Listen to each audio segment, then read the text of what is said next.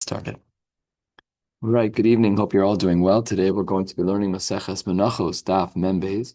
We're starting 2/3 of the way down on Mem Aleph Amud Beis, right where we left off yesterday.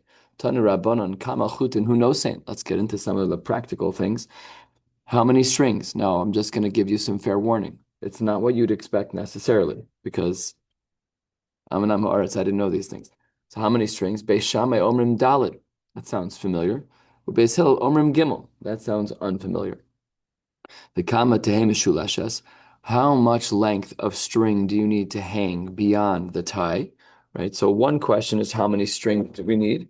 And the other question is how much hangs beyond the krichios. So what we're measuring here is how much length here do we need past the final knot. So there, that too is a maslokes tanon. Beis Shammai omrim dalid, we need 4 finger breadths. Beis Hillel omrim gimel, we need 3 finger breadths. Now, the gimel shebeis Hillel omrim, the 3 finger breadths that Beis Hillel is talking about, is achas. The 3 of them are 3 times 1 me'arba betepach fel kol adam. So whatever 4 units there are in a tefach for the average person, Beis Hillel is using a unit of measure of one of those 4, and then he multiplies by 3. So basically 3 finger breadths to get to the length of how much has to hang here. So 1, 2, 3 approximately. So that means this amount between the knot over here and my finger over here approximately is what Beis Hillel would say is required. The Gemara deviates for a moment. Amar Papa tefach de oraisa. When we speak about a measure that is a tefach, and we are discussing in halachic terms mida oraisa, when we say something has to be X number of tefachim, right, whatever the case may be. So that's daled begodel. That's 4 measures of the width of your thumb. Shis biktana, 6 measures of your pinky, or chamesh betilsa, or 5 measures of your third finger. But in order to figure this out, you have to know where you're measuring from. We've already removed your thumb.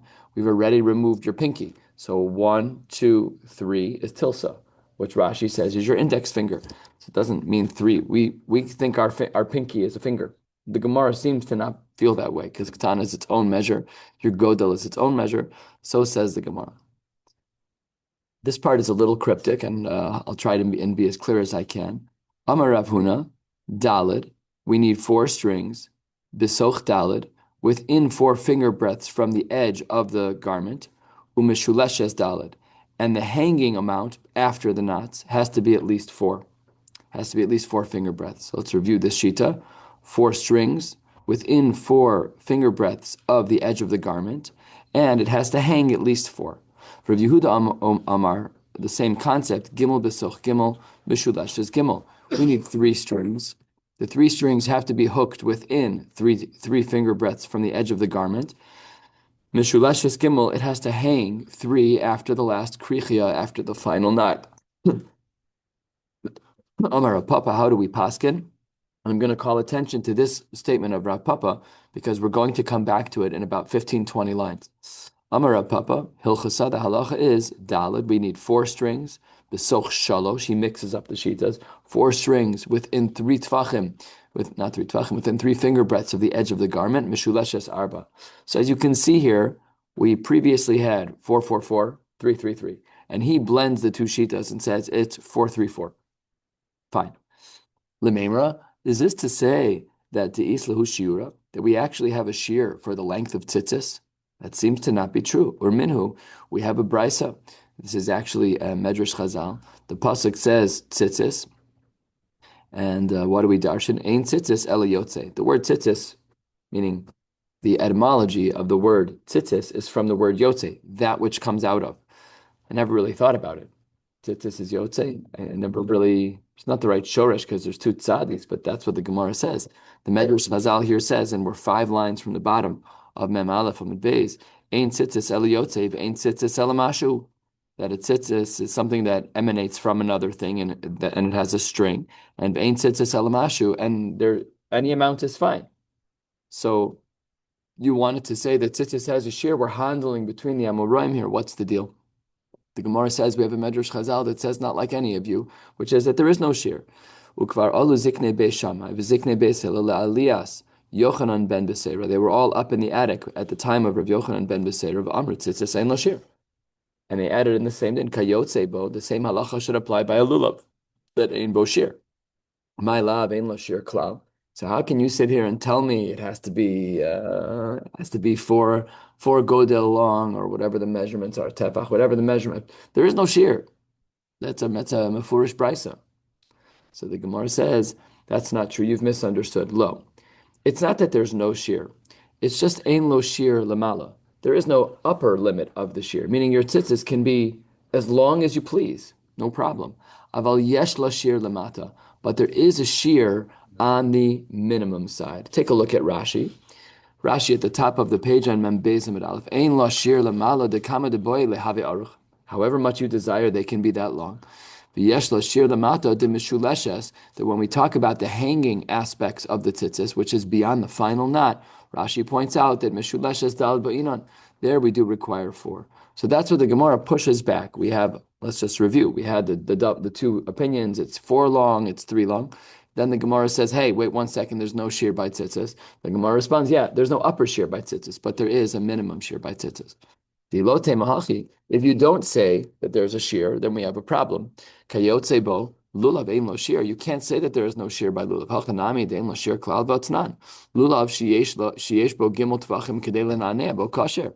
If you have three tvachim, then you can be menaneh. Then it's kasher. What does that show you? There's a minimum shiur when it comes to a lulav. So you can't say that the brisa that we learned, the Medrash Chazal on the bottom of Mem Aleph and Beis means that there's no shiur mamish. That's not possible. Ella, ein la shiur lamala, v'yesh la shiur lamata. Hachanami, ein la shiur lamala, v'yesh la shiur lamata. Very good. By lulav and tzitzis, we have an equivalence. And the equivalence is that we do have a minimum shiur, but we do not have a maximum shiur, because there's always that guy who buys a lulav. That's ridiculous. It's too tall. You need to buy a smaller lulav. It's kosher, but it says something about you. It's not normal. That's not a normal thing. Okay, so Tana Rabbanan, the Gemara says 8 lines down on Mem Beis Amud Aleph. Let's continue. Tana Rabbanan, the Brisa says, tzitzis, ein tzitzis ela onaf. When we talk about tzitzis, we are referring to the fact that there needs to be loose strings. You can't have it be that there's no hanging strings. B'cheinu omer, how do we know that tzitzis refers to loose strings? Because the pasuk says, "Vayikacheni b'tzitzis roshi." This is a pasuk from Yechezkel, and forget the context for now. That I'm going to take from the tzitzis of my head. What does that mean? It means that hair is loose. Oh, that must be that tzitzis therefore needs to have some degree of loose strings. And the tzitzis need to be separated. Each string needs to be clearly defined, just like the hair of an Armenian. They used to have this hair that was first braided, and after the braid, it came out flowing in the back. So we needed that. That's good for us to do. Anyways, I've mentioned this acronym before. Tzitzis stands for Tzadik Yafrit Tzitzios of Tamid, that we should try and make sure that our tzitzis look very nice and that the strings are separated nicely. The Gemara says, Tanu Rabbanon, 10 lines down. Hitil al hakeren or al hagdil kshera. If you put your tzitzis all the way at the edge, or all the way as a tassel at the edge, meaning if you make the whole of your tzitzis all the way by the corner, the halacha is kshera. We all know that we don't paskin this way, just from our own exposure, even if we don't know the Mar Mekomos, we know. And the Gemara then says, the shita that we do hold like Rabbi Eliezer ben Yaakov posel b'shtein. He says, no, you're not allowed to have the tzitzis be that close to the edge. So now the Gemara says, I actually have a statement of the Amoraim that I want to compare against this machlokes. Keman Azla Hada Amar of Gidol Amar Rav. This line of Rav that we're about to learn, which Tana is it similar to? Let's see what he said. He said, Tzitzis tzricha sheteino tefes ala keren. He says the tzitzis have to be dripping on the corner. So this is something that I try very much to be careful about. That when my tzitzis are hanging, too much going on here. They hang from the side and they fall on the corner. See that? Instead of this, it should be no tefes ala keren. It should be that it's kind of hanging off of the side. And as you can see, it drips on, literally no tefes, it drips onto the corner. This is something that's good to be careful about because it's a din in the Gemara.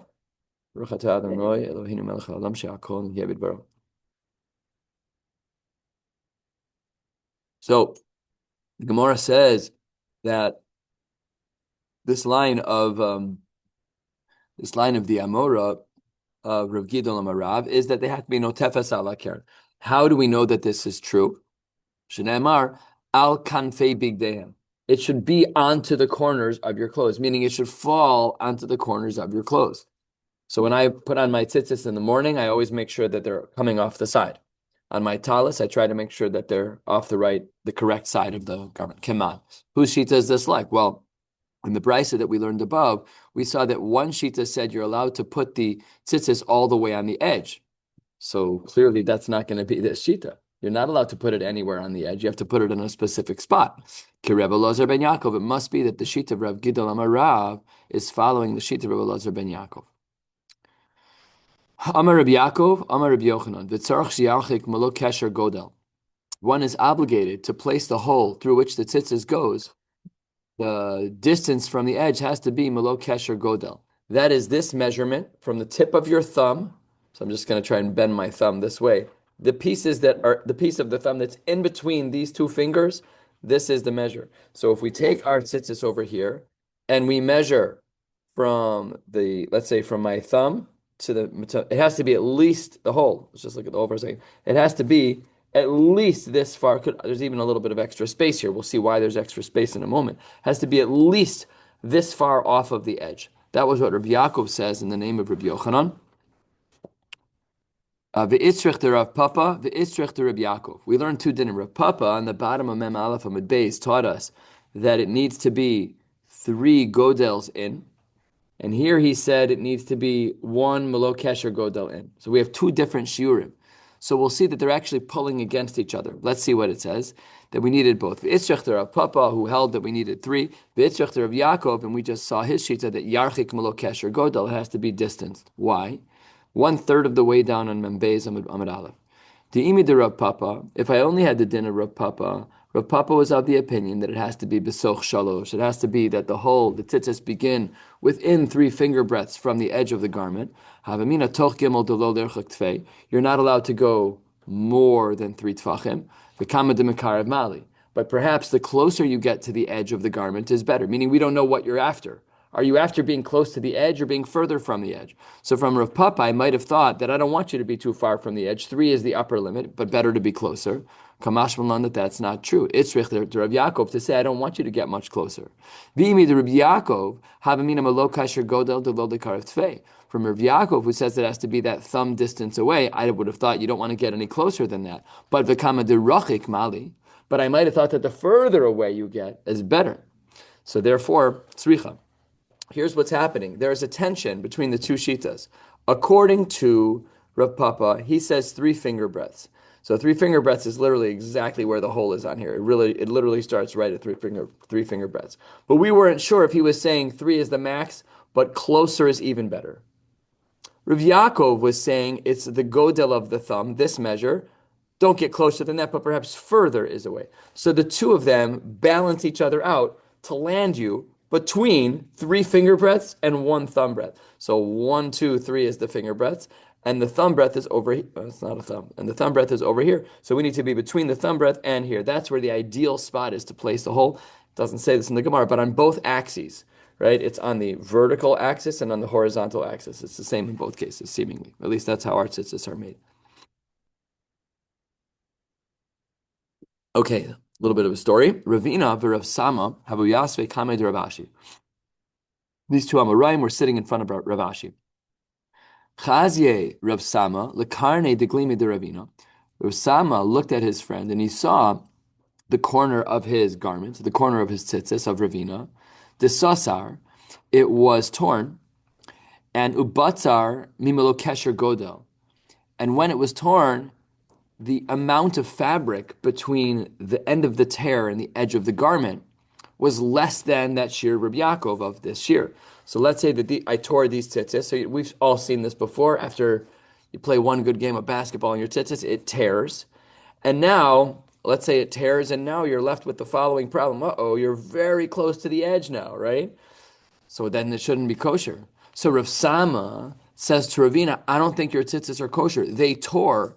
Now the strings are within this measure from the edge of the garment. So what does Ravina say back to him? Omar le lo savar lamar lo. I'm sorry. Incorrect. Rav Sama says to him, Amar le lo savar lamar lahad Rav Yaakov, you don't hold that you have to be at least a thumb's gap away from the edge. You're within that measure. Your tzitzis Ravina are not kosher. Amar le, Ravina says back to him, B'shas asiyah itmar. The din of Rabbi Yaakov was only true when you first make the tzitzis. But if at a later point they tear, and the tear brings the strings closer to the edge, even though they're within Malo Kesher Godel, they're still kosher. So the Gemara says, Ichsif, Rav Sama was embarrassed. He got totally called to the mat on this one. Ravina totally knew something that he didn't know. He came in, he's like, don't you know about Rav Yaakov? He's like, don't you know about Rav Yaakov? He totally misunderstood. That's only when B'shas Asiyah Itmar. Amalei Ravashi says to Rav Sama, Lo taskiflach, don't let that bother you. Chad minayhu katrei minan. One of them is like two of us. One person who learns in Eretz Yisrael, their Torah, they're two of us. If you add up what we in Bavel know, it'll take two of us to reach the shoulders of one Eretz Yisrael that could do. So some of the Meforshim here point out that's because Avira de Ara Machkima. Because we know, I've heard from my Rebbeim, we're not able to tap into this in our door, but there is such a thing as a person being able to tap into Avira Da'ara, and it's not what we say colloquially, I feel so clear. That's not what it means. We're talking about tapping into something beyond this realm. We're not able to tap into that, but they were. Okay, please put on your thinking caps. The Gemara says, Rav Acha bar Yaakov, how did he actually make tzitzis? Rami Dalid, he would take 4 strings, ve'ayif lehu me'ayif, and he would fold them in half. The 8 strings, the 4 strings now become 8. And then, u'me'ayil lehu beglima, and he would run the 8 strings through the hole. What happens when you multiply 8 strings? You have 16 strings. But ve'avik lehu me'vak, he would make a kind of slip knot. So I'd like you to just work with me here. If I take my strings like this and I put it through the hole, you have a loop on this side and a lot of strings on the other side. So what he would do is he would take his 16 strings and put it into this hole and make a slip knot. That's how he would make his tzitzis. 16 strings, but he'd make a slip knot, so it only ended up being 8. 16 went through the hole, but then you take, from this side, you take 8 and put them through the loop and pull. You'd end up with 8 showing, but there's 16 through the hole and 8 that are actually hanging. That's how he would make his tzitzis. And the Gemara says, Kasavar, the reason why he holds that is because he says, Ba'inan Tmanya Beglima. He holds that you need to put 8 garments, 8 strings through the hole, which yields 16. So he did it in a unique way. He did it in a very different way. So his drasha was Gedil is 4 and Gedilim is 8. Okay, we're not going to get into this now, but that was how he learned. All of that is Shita number 1, that you put 16 strings through with the loop coming through, right? The loop's on one side, and then you take the strings, come around, and make a slip knot. The second Shita in this is Rav Yirmiyah. Rav Yirmiyah Mivdifti Rami Tmanya, the Inhu Shissar. He'd put in 8 strings, which would yield 16. Velo Aviklu, but he did not make that little loop. He would just tie a regular knot. Mar Beredu Ravina, Avid Kididan. But Mar Beredu Ravina would make tzitzis like we do, which is to take 4 strings and put them through the hole, and then they would make 8, and then he would tie a knot close to the garment. Okay, so this is fascinating. What we would need to do if we were learning this sugya properly is to understand the lumdus deeply of each of these shitas. You want to tell me that you need to put 8 through? I got it. But why are you doing a slip knot? We don't have that in the Gemara. That's for Rishonim to figure out. Next, 2/3 of the way down, Rav Nachman. Rav Nachman, Ashkechel Rav Ada bar Abba. This is fascinating. Rav Nachman saw Rav Ada bar Abba, Rami Chute. He was making his tzitzis, and when he finished making his tzitzis, the Kamavarech, he made the bracha of la'asos tzitzis. Not when he put them on. When he finished making his tzitzis, he tied his last knot, l'shem mitzvah tzitzis, pulls the knot, then he says, Baruch atah Hashem Elokeinu melech haolam, asher kiddushanu b'mitzvosav v'tzivanu la'asos tzitzis. So first of all, this is fascinating because normally we make brachos over la'asyasa. Normally we make a bracha before we do a mitzvah. Here he's making it after. But have you ever heard of this? Do we make a bracha when we finish making tzitzis? L'chora, we don't. So this is obviously very new. So what's going on here? So the Gemara says that Rav Nachman said back to him, Amar le, my tzitzi shamana. What is this tzitzi that I hear you saying? He was cheppering him. What kind of bracha are you making of lasos tzitzis? So he says, Hachi Amar Rav, tzitzis ein tzricha bracha. So ein tzricha bracha. There is no bracha by making tzitzis. Yes, by putting them on like any other mitzvah, of course. When you're putting on tefillin, you pick up a little bit. Okay, we got it. But what do you mean you're making a bracha when you make tzitzis? That makes no sense. So the Gemara says, Kinach nafshe de Rav Huna. When Rav Huna passed away, all Rav Chizda, the Mirmei de Rabba de Rab, Rav Chizda took over the yeshiva, and he quoted a stira between two shitas of Rab. Umi Amar Rav, Eina Ein Tzricha Bracha. Are you sure? When you say, Rav Nachman, that Rav holds that we don't make a bracha, are you sure that's true? Did Rav really say Ein Tzricha Bracha? Amar Rav, I'll show you how in another place he seems to say otherwise. Amar Yehuda Amar Rav, Minayin letzitzis be'oved kochavim shehi psula. How do we know that if tzitzis were made by a goy that they'd be pasul? Shneemar daber b'nei Yisrael ve'asu lahem tzitzis. The pasuk says you should speak to the Jewish people and they should make for themselves tzitzis. Look at the drasha, 3 lines before the middle with lines. B'nei Yisrael ya'asu, v'lo ha'ovdei kochavim ya'asu. So Rav's statement is that when a guy makes tzitzis, they're pasul. So I've seen, I don't know, I when I went to Texas once to do a circumcision, this Bible thumping Christian guy had tzitzis that he wore. It was a leather strap. He had it around his belt, 4 of them. It wasn't part of a beged. He just made strings. So let's say, okay, that's pashut, that's not a beged. You need a beged. Let's say this guy would make that. It's nothing. The guy can't make tzitzis for a yid. The yid has to make tzitzis. We're actually going to flip this drasha on its head a little bit later. But Rav's drasha seems to be that way. Okay, vaha my rumya. So what was the rami? What was the contradiction that Rav Chizda was highlighting? We know on the one hand he said that tzitzis ain't tzricha bracha. What do we draw from this case? So it says the Gemara, Amar Rav Yosef. Rav Yosef explains Rav Chizda's question. Because Rav Chizda as follows. Kol mitzvah shekshera be'oved kochavim. Let's say there was a mitzvah that was kosher for a yid to do. B'Yisrael ein tzarech. What? Oh, sorry, thank you. Kol mitzvah shekshera be'oved kochavim. Any mitzvah that's kosher for an oved kochavim to do, then if he's allowed to do that, then b'Yisrael ein tzarech lebarach. If the guy is allowed to do activity X, so it's not specific to a Jew, so then a yid's not going to make a bracha on the building of that mitzvah. However, first in the middle with lines, kol mitzvah shepsula be'oved kochavim. But if there is a mitzvah, and what was the mitzvah we were just talking about that we said was pasul, it was tzitzis. If there is a mitzvah that's pasul be'oved kochavim, what should the din be? B'Yisrael tzarech levarech.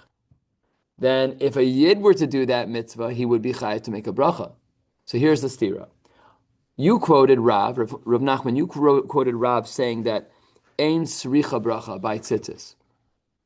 But if Rav holds that you have to make a bracha in a case where if a goy would have done the mitzvah, then it's pasul, then in this case you should be chayav because a goy can't make tzitzis, stira within Rav. So the Gemara says, uklalahu, is this really true? After all, the harei mila, when it comes to bris mila, the kshera be'oved kochavim, that if a goy, and please don't paskin this way because it's not how we paskin, that if a goy were to do a bris for a yid, b'di'evet it's kosher. Why? Titania, ir she'ein bo rofe Yisrael. Let's say there was a city where there wasn't a Jewish doctor or moel. V'yesh ba rofe armoe v'rofe kusi. But there is an Armenian doctor or a kusi. So the Tanakama holds yimol armoev al yimol kusi. Better the Armenian should do it than the kusi. Rabbi Yehuda flips it. Rabbi Yehuda Omer kusi v'lo armoe. What happens if a Jew does it? Ubi Yisrael tzarech levarich. The Amar Mar, because we have from Chazal, Hamal Omer Baruch Asher Kedushanu b'mitzvosav v'tzivanu ala mila. That when a Moel does a bris, right before he does the actual chituch, although some poskim say that the Moel should start cutting during the bracha, the din is that he makes this bracha ala mila. So now what we see is a stira within this principle of Rav Chizda. Rav Chizda wanted to say that if something was pasul when a guy does it, then a yid has to make a bracha.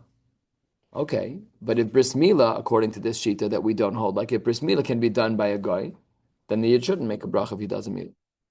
So how can you say this is true? It says the Gemara, wait a second. Midihu taima ela l'Rav. You're asking, Rav Chizda, only within Rav. If that's true, then there isn't a question here because Rav mifsal pasil. Rav holds, and we follow Rav halacha l'maisa. Rav holds that if a guy were to do a mila, it is pasul. He doesn't agree with that first shita. To itmar, minayin lemila ba'ove kochavim shepsula. How do we know? Again, shitas Rav. How do we know that if a mila was done by a goy, that it's going to be pasul? So daru bar papa mishmei Rav Amar ve'ataz brisish tishmor. You are the one who has to keep my covenant. A yid, a goy should not be doing a mila. This morning, this morning at 11 o'clock, there's a family, baby's 3 months old. The family said to me, the baby was in the NICU for 80, 90 days. Thank God he's out. The family said, can you do the circumcision? I said, sure, happy to. A couple months old. They said, well, is it better if you do it? Is it worse? I said, it's a what? It depends on the practitioner. I've done this before. I'm happy to help you. They ended up saying, you know what? We're just more comfortable. He's a NICU baby, not a from family. They wanted to do the, okay, so they circumcised the kid in the hospital. But the doctors are going. So I did a tafas tam bris. It all looked relatively similar, less blood, just one little poke. And I said, l'shem mitzvahs mila, one little poke. I saw a dot of blood. Yatzazayim. Why? Because we paskin like Rav. We paskin that mila is not kosher if a guy does it. You don't make a bracha on a tafas tam bris ever, even by an adult baby, doesn't matter. You never do. Because there is a shita, like the one we saw earlier today, that because a guy, according to some shitas, if you already remove the orla, so then ein malasot, you're done. Maybe you weren't Yotze the mitzvah of Mila, but you're no longer Chayiv in Mila. You're in the twilight zone. So there are shitas in the Rishonim that you're not even required to do a tafas tam bris. Because of that suffix in halacha, we don't make any brachos. But that's this din of the Gemara that Rav holds mifsal pasil. So that was the drasha of Daru Bar Papa. Rav Yochanan Amar Himol Yimol Hamal Yimol. The one who is circumcised should be the one circumcising. It should not be a goy. So what about today when in America, if you're 90% or 91% of Caucasian Americans are gemalt? Yeah, but it's not a mila. It's not kosher. It's not a mila. They're goyim. It's not a mila. There's no din of mila by them. Good. So now what we can see over here is that Rav is now of the opinion that mila is in fact pasul, and a Jew does make a bracha. But if that's true, then the same thing should be true earlier, that if a goy is not allowed to make tzitzis, then a Jew should make a bracha when he finishes his tzitzis. That was Rav Chizda's stira. That first Rav said, what was his language? That ein tzricha bracha, tzitzis ein tzricha bracha. But over here it seems like tzricha bracha, stira. So the Gemara says, Sukkah mesayele. We'll see that Sukkah is similar to Rav. And Tefillin have tiyuvte. But Tefillin doesn't work like Rav. So let's try and unpack this. The Gemara says 6 lines from the bottom of the page. Hare Sukkah, diksher ba'ovei kochavim. A guy is allowed to build a Sukkah. Ditanya, Sukkahs ovdei kochavim. If a Sukkah was built by a guy, Sukkahs nashim, one built by a woman. Sukkahs behema, one that's built with an animal as its wall. Sukkahs kusim, Sukkah mikol makom, kshera.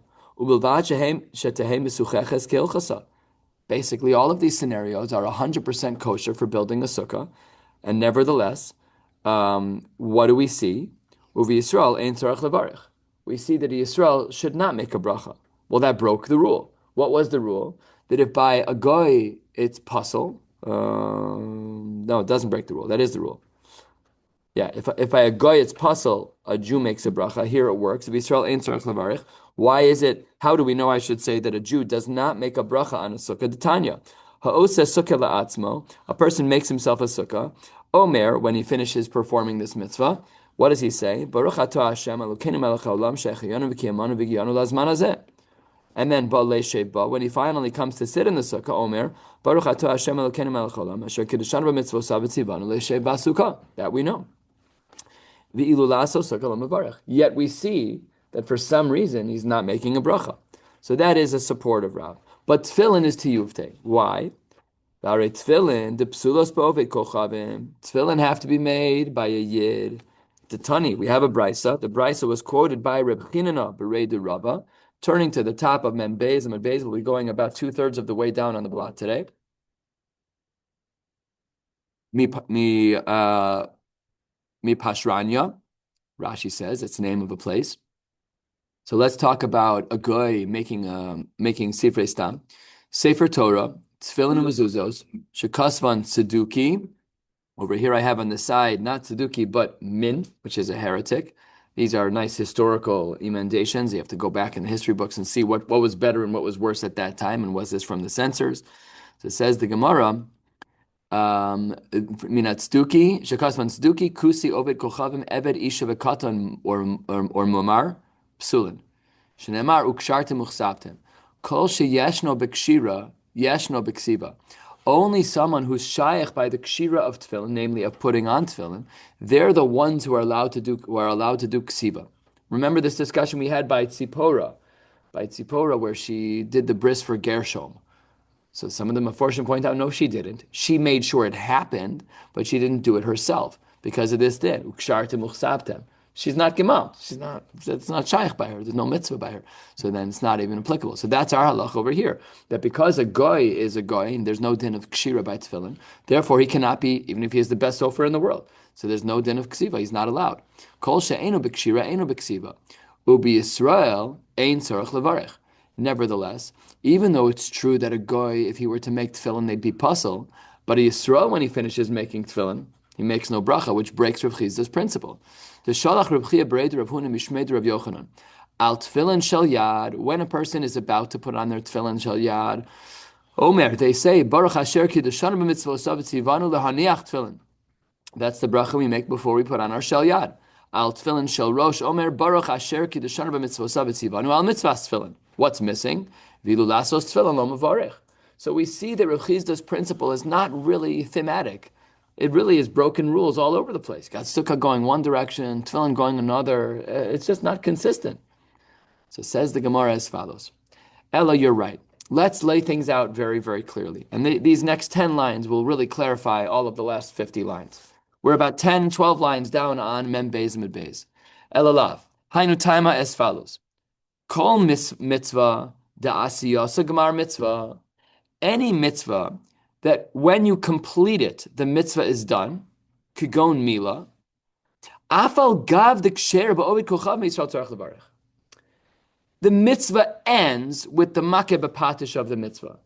So even though you're right, according to Rav, that and Rav Yochanan and Daru Bar Papa, even if you were to have a guy do a bris, and that bris would be pasul, but since the gemar mitzvah is done when the orla is removed, there is no future aspect to the mitzvah.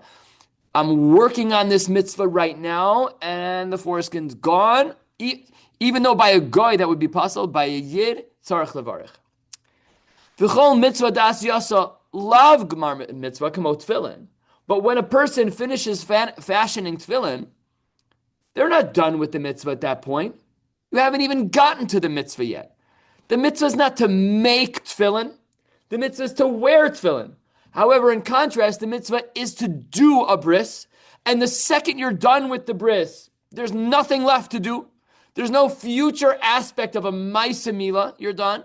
Then the yid's going to make a bracha. By tefillin, there is no bracha. Why not? Because there's still more to happen. The yid has to put on his tefillin at his bar mitzvah. So then, afal gav de psulos ba'ovei kocham Yisrael, eino tzarech levarech. But by tzitzis, it's a machlokes. B'tzitzis, uv'tzitzis b'ha kemiflagim. Tzitzis is a little bit different. And this is going to tie together a sugya we learned a couple of days ago, beautifully. Uv'tzitzis b'ha kemiflagim. Mar savar, that the ikar mitzvah of tzitzis is chovas talisu. Remember we said, if you have 10 tzitzis garments in your home, they have to be tied according to the shita of that it is chovas talisu. You're done. You're done. Even if you don't wear them, the garments have a din of daled kanfos. So when you finish making them, you make the brach of lasos tzitzis. Because you're done, just like by a milah you're done. If nobody ever wears the tzitzis, that's fine. At the end of the day, you did the maisa of making tzitzis according to the shita of chovas talis. Umar savar, no, you're not done yet. Who cares if they're sitting in your drawer? It's a chovas gavrahu, just like tefillin. And therefore, even though you made the tzitzis, they're sitting beautifully in your drawer. You're not done yet. You have to put them on. And therefore, you would not make a bracha. We're just not sure. Is tzitzis more similar to milah in that when you finish the ma'aseh milah, you're done. When you finish the talis, you're done. Chovas talis approach. Or no, tzitzis is more like tefillin, that leisman depalik, keeping tefillin in the drawer, you're obviously not yotzei. For sure, there's no din by tefillin of chovas tefillin. No, it's meant to be used. So therefore, we're just not sure. It's a chakira lakanu lakan. The chakira of whether or not tzitzis has a din of making a bracha on it is tied to the chakira of whether or not tzitzis is chovas talis or chovas gavra. A third of the way down, Omar le Rav Mordechai Rav Ashi atun hachi masnisula. This is how you learned it, but let me tell you how I learned it. Anan hachi masnin Allah. We learned it differently. Amar Yehuda Marab minayin letzitzis be'obei kochavim shekshera. The exact opposite of what we learned on Mem Beis Amud Aleph. How do we know? And this is the approach of version 2, I should say, of Rav. How do we know that if a goy were to make the tzitzis that it's kosher? Shneemar, look at the difference in drasha. Daber al bnei Yisrael b'chulei ve'asu lahem tzitzis, ya'asu lahem acherim. Other people should make you tzitzis. Same pasuk, totally different limud. It's a recession-proof commodity, by the way. This is how you make money. You make tzitzis for a living. You sell toilet paper. You sell tefillin. You do the things that you didn't need. Schach. Okay. Next. Amar Rav Yehuda Amar Rav. Asa'an min ha-kotzim umin ha-nimen umin ha-geraden. These are different versions of threads that are sticking out of the garment that you just made. Those are all psula. Now, they're psula for one of two reasons. Either because those strings were not meant to be there to be tzitzis. They're just remnants of the beged. So there's no din of lishma in the beged. You didn't make the strings lishma, so you're done for. Or they're tasev l'mina asui. Or they were attached to that garment before, and you can't do that. You have to make the strings after the garment is complete. And one of these two reasons, again, that's what the Rishonim say here. Minasisin, however, if you take thread itself, that's not coming out of the garment, but from the spool, so they're kshera. And the Gemara says, no. Minasisin, from the spool of thread, that's not allowed. Ki amrisa kame de Shmuel amar af minasisim psula. Ba'inan tvia lishma. This we'll see on our tzitzis. It was nitve lishma. You'll see like in those, the bedats, holographic thing. It'll say, even the tvia, the making of each strand when it was spun was done lishma. So that's what the Gemara says over here. We paskin like this. This is quoted in Shulchan Aruch,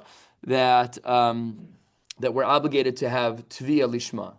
And the Gemara says, kitanoi, this machlokes that we just saw between Rav and Shmuel about whether or not tzitzin is kshera, and whether or not we need lishma is exactly like we have in this din in the Tanaim over here. And this is the last brisa we're going to learn, then we'll stop right here. This is this